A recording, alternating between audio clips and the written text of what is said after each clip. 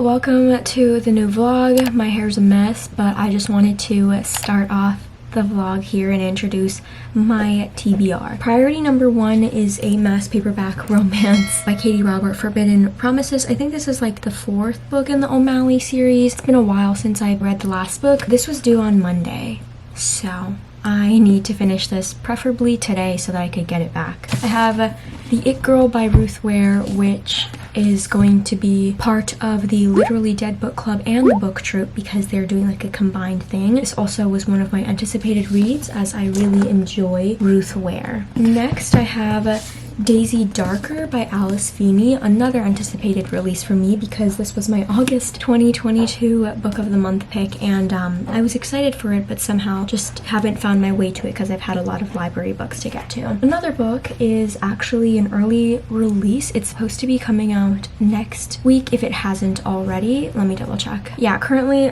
it's only showing up as pre-order, so the publisher reached out to me. I have an unboxing for it. A publisher reached out to me. They sent me an arc that I'm actually really excited for. It's on my radar, obviously. Let's open her up.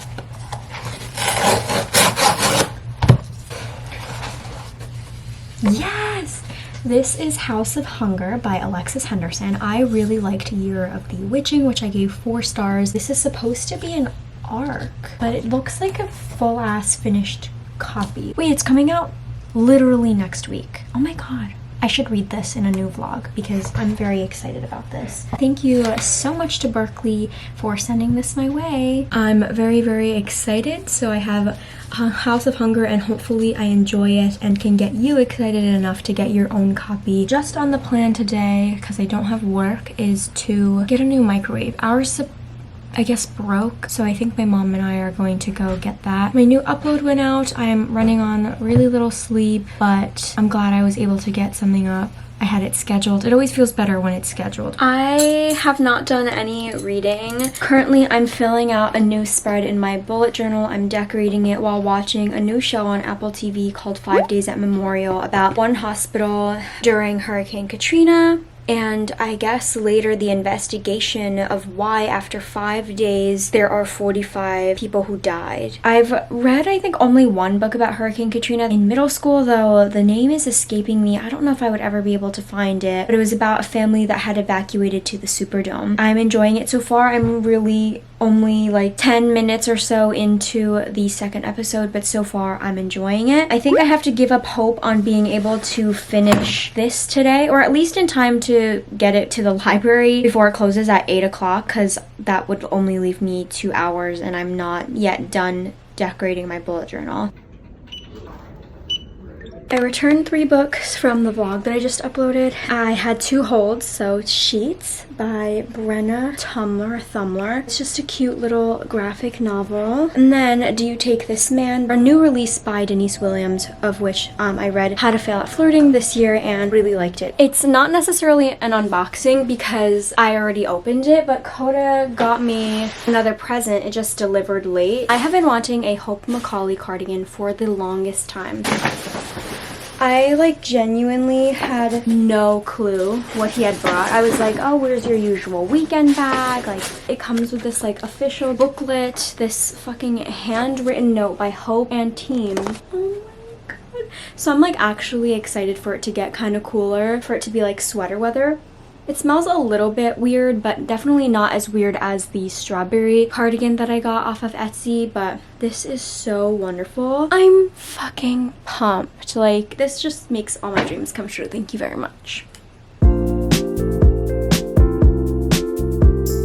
Good afternoon. It's that time of the day. I actually need to start getting packing for the weekend. I finished 5 Days at Memorial in less than 24 hours. I watched the last episode while I ate lunch, so obviously, you know, reading got neglected, but I was still able to read. I think I enjoyed the show. These doctors were making difficult decisions in really difficult circumstances. There was no control. No one was in charge. No help was coming. They felt like they were the only ones that were trying to help their patients. I think I might try to read the book. A journalist wrote a book of the same name. She also worked on the show, so I don't know how to feel, but I think it was a really compelling show. So I was reading Forbidden Promises by Katee Robert, part of the O'Malley series. It is the 4th book, and it's following Sloane O'Malley and Jude McNamara. I said that it's been a while since I've read this series, so I'm trying to connect the pieces again of the siblings, who married who, what dangers there are, yada yada yada. If I remember correctly, this beginning of Sloane and Jude meeting happened in the last book, An Indecent Proposal. So if you have never heard of the series, the O'Malleys are part of a crime family. They're a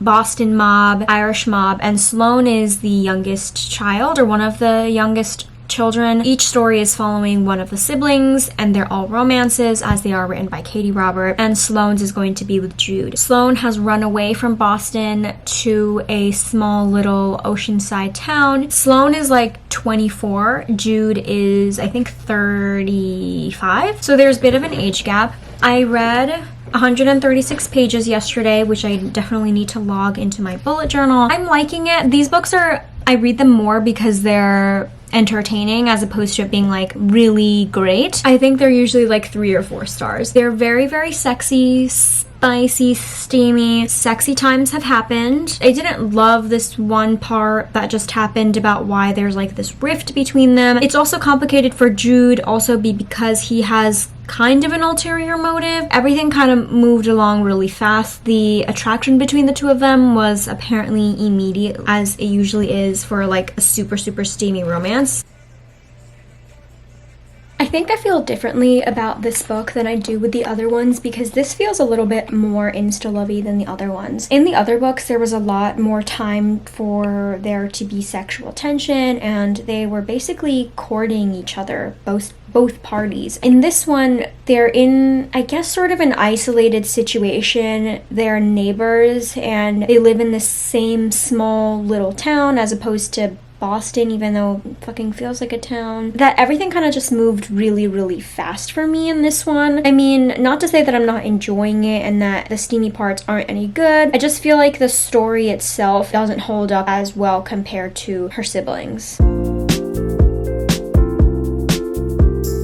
Maybe I should have brought my camera with me, because I ended up finishing Forbidden Promises by Katee Robert, and now this is on my phone and I don't know where to look. This book had a trope that I hadn't really seen before. I feel like I only heard about it, but I don't like it, because I don't think that is a reason for people to stay together. I don't really feel like this had a third act where they break up and stuff, which I kind of appreciated. It felt like it had a nice flow. It didn't feel like it was in like complete abrupt stages. I think I liked this book the least because of that trope, and I don't want to ruin it, but I feel like if you read it, you'll definitely understand, especially because Sloane is so sheltered. She has no experience, and usually that's fine, but like because of that trope, I feel like she's even more trapped, and it's kind of puppy love because they fell in love so fast and stuff like that. So I think I'm gonna give this book 2.5 stars. Next, I do have a new book with me, which I'm glad I can read, House of Hunger by Alexis Henderson. The main character of this book, Marion, I think is her name,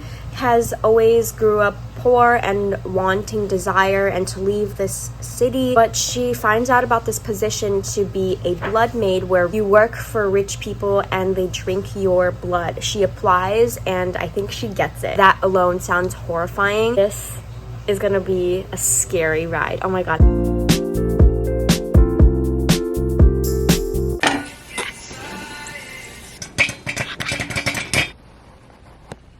Hello, it is Sunday, I'm home alone, and I just popped some popcorn because I wanted to watch House of the Dragon with a snack. The flavor when I pop my own popcorn I like to eat is soy sauce and butter. It is just amazing. It makes me miss Tokyo Disneyland a lot. And I just gotta say, soy sauce is a very superior condiment, I just have to say. Now that I have my snack with me, I'm going to set everything up and I'm so pumped. We'll see how much the time has progressed and where the show's going to go, because episode 4 had me like, what the fuck? I'm like kind of waiting for when they become adults. And then I will be, of course, listening to the podcast that accompanies the show probably tomorrow.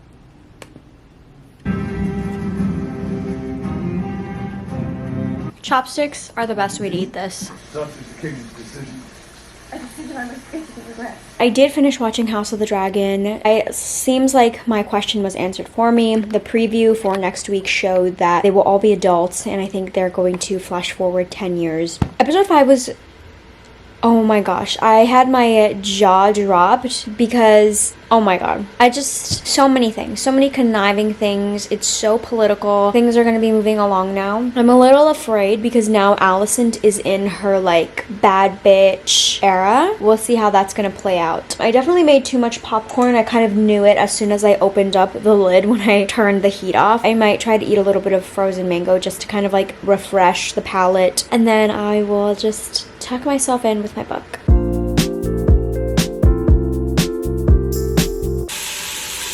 Original TBR for this readathon, but this one is one that I've recently checked out. Hello, I am currently getting to lunch and catching up on some YouTube. Yesterday, I didn't get to read too much. I read about like 40 pages before I ended up getting really tired. Marion decided to take up the offer of becoming a blood maid, and she's like headed to the north. The north and the south are very different. The north is like super elite rich. People who drink from people's blood are called like night lords or something, which makes me want to call them vampires, but they're drinking that because it thinks it cures their diseases. So that's also really creepy in itself. So I think they're just like regular human beings, and that's why it's supposed to be like a horror story. I have my lunch here. I have ochasuke, which is like a Japanese thing. You pour tea over rice and some fish flakes, and then scrambled eggs and Polish smoked sausage called kielbasa, which I love. I'm just gonna finish watching some YouTube videos that I need to catch up on. Down here at the very bottom, you just sit and people, and it's just so... Now, I have plenty of time to read. I'm glad that I ironed and steamed everything that I needed to for today last night before I went to bed, so now I can just focus on reading. I obviously need to change and like get ready, but that doesn't mean that I don't have time to read for at least an hour. I am starting to get ready now. I think I have maybe half an hour-ish, a lot more than, to continue reading. And it's like creepy. Marion has gone through her whole transition. She said that at the end she felt like a plucked chicken. They waxed her. She got the Brazilian. They plucked her eyebrows. They shaved her legs. Her hair is all fresh, clean. She doesn't stink anymore. She's met some of the blood maids. I don't know what's gonna happen from now, like what their day-to-day is gonna be. Like how many times does Lizette, I think her name is, the Countess, feed? Good morning. It's actually morning because I'm dog sitting today. Here he comes. It's actually Wednesday, so I need to start wrapping up this vlog and also talking about the books because I didn't do that at all on Tuesday. So on Monday, I read so much. The trains were all messed up, and also because I read at home before I left for work, I read the rest of House of Hunger. I think it was about 230 pages worth, which was really great. I was a little bit disappointed with the twist of this, or actually no, it was really creepy. Like the way that it ended. So I'm giving it like 3.5, maybe 3 stars. Marion becomes a really important part of the Countess Elizabeth's life. As an old house, there's a lot of secrets that it holds. And like the whole society of the North and the rich people there are just really creepy. Marion's learning a lot of things and she's making friends, but they all kind of are pitted against each other because there's a ranking of blood maids. So obviously you want to be like the top top blood maid, the first blood maid, to have the affections of Elizabeth. You kind of just hang out with her the most. She drinks your blood the most. You're basically needed the most because she requires your blood. A little bit disappointed with this one. I did start reading Ruth Ware's The It Girl. UN is meeting though, so yesterday the trains were very crowded. I only got to sit down for a little bit. I also got so little sleep and fell asleep really fast. I also didn't even put the bookmark in the right place, so I have no idea how much I read. I probably only read 15 pages. This is flipping back in the before and the after. It sort of reminds me of In My Dreams You Hold a Knife, which is one of my favorite books of this year. April's the first person that Hannah meets at college at Oxford, and she is the ultimate it girl. She is super charismatic, she is rich, she just like has this energy about her that Hannah is drawn to. There's now a group of them for their first semester. By the end of the year though, April is dead. And now 10 years later, Hannah is married, she is expecting her first child, and the man convicted of killing April is found dead in his jail cell. A journalist comes around presenting evidence that this guy who was arrested might actually be innocent. I'm not very far into it, so I might have to do some rereading because I literally fell asleep, and then I'll have a page count for you as well. Excluding yesterday, because I still need to check how many pages I read, I've only read 589 pages. I would absolutely love if I can read the entirety of this. Maybe I'll read the graphic novel sheets just to up that, because I need to focus on editing, which I was able to edit up to like Monday's point. Maybe I'll have more time to read today.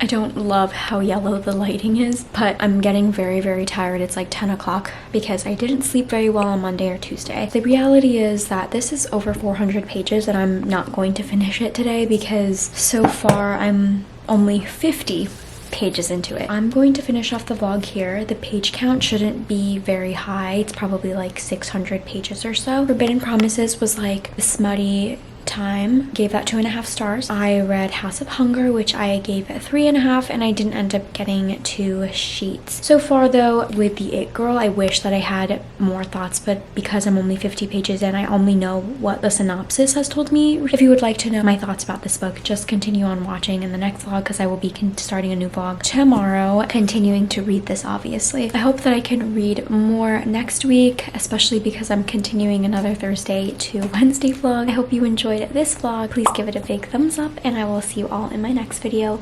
Thank you so much for watching. Good night.